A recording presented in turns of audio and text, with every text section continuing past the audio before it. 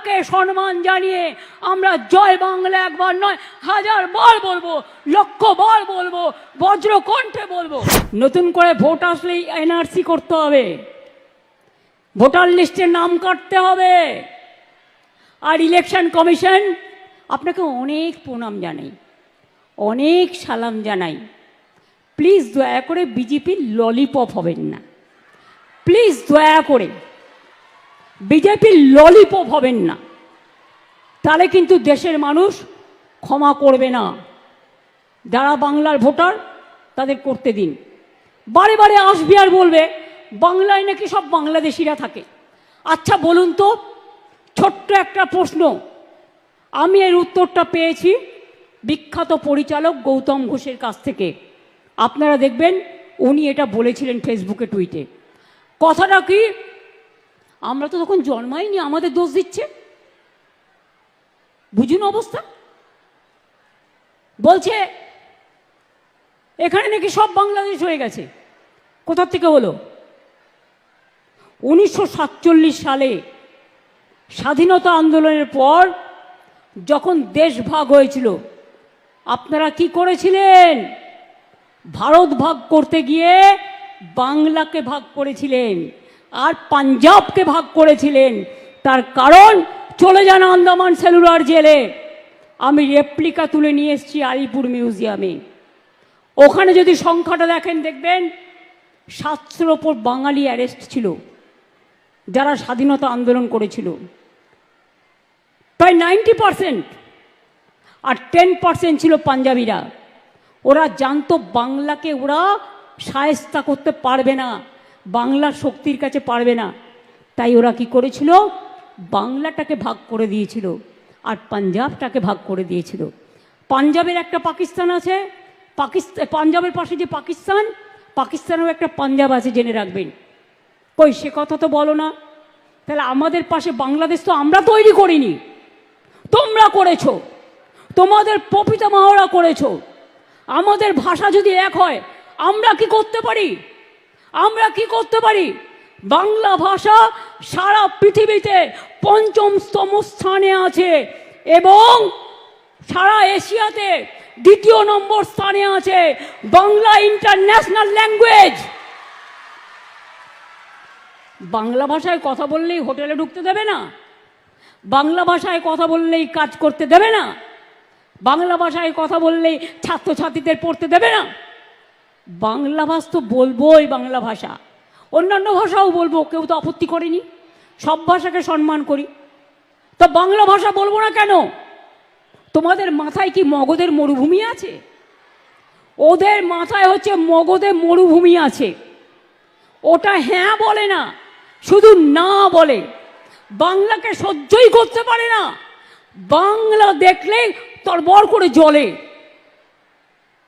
ওই বলে না, লুচির মতো ফলে, দেখলেই গা জ্বলে আর হিংসায় লুচির মতো ফলে বাংলাকে দেখলেই।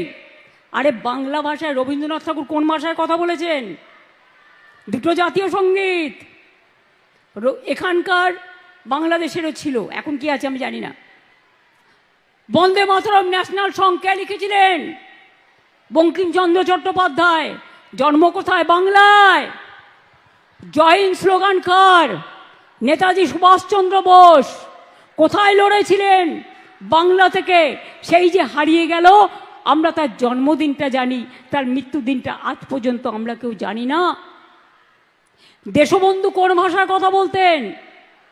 ক্ষুদিরাম যখন গলায় ফাঁসি পড়েছিল, একবার বিদায় দে মা ঘুরে আসি, হাসি হাসি পড়ব ফাঁসি, দেখবে ভারতবাসী।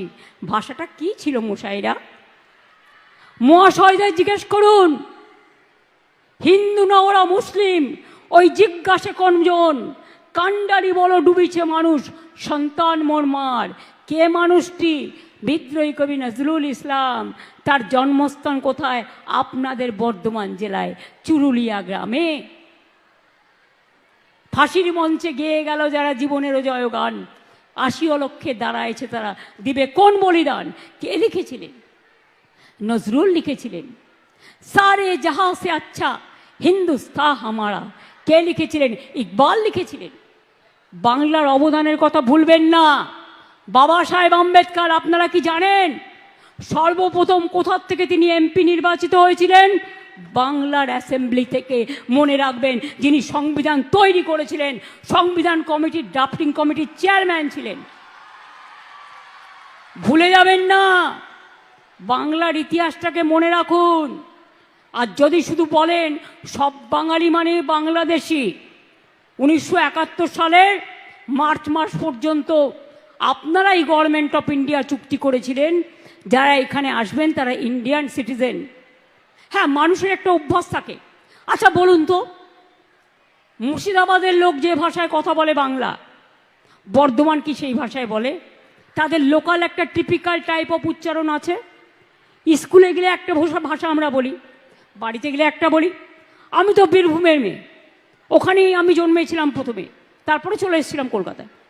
তো আমার দেশে তো বলে, এখানে যেমন বলে কোথায় গেছিলি, ওরা বলে কোথায় গেছিলি কি বটে। মুর্শিদাবাদেও তাই বলে। বনগাঁয় যান, আমি একবার বনগাঁয় গিয়েছিলাম ছোট্টবেলায়। আমরা যেমন বলি একদিন দেখা হলো, ওরা বলে একদিন দেখা হইল। এক একটা লোকের এক এক রকম উচ্চারণ। এমনকি আপনারা যদি সিলেটি ভাষাও বোঝেন, দেখবেন বাংলা ভাষা আমরা বুঝতে পারি না, কিন্তু আমাদের বাংলা বইয়ের ভাষা আন্তর্জাতিক ভাষা। সেই ভাষাতে কথা বলি, সেই ভাষাতে পড়াশুনো করি, সেই ভাষাতে মা বলতে শিখি, সেই ভাষাতে আম্মা বলতে শিখি, সেই ভাষাতে স্বরবর্ণ পড়ি, সেই ভাষাতে বিদ্যাসাগর মেয়েরা আগে পড়াশুনো করতে পারত, বাল্যবিবাহ রোধ করেছিলেন, পড়াশুনো শিখিয়েছিলেন।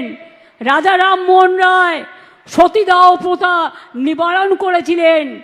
আগে ছোট্ট ছোট্ট বাচ্চাদের বিয়ে দিত একটা বুড়ো লোকের সাথে, বুড়োটা মরে গেলে তাকেও সাথে চলে যেতে হতো।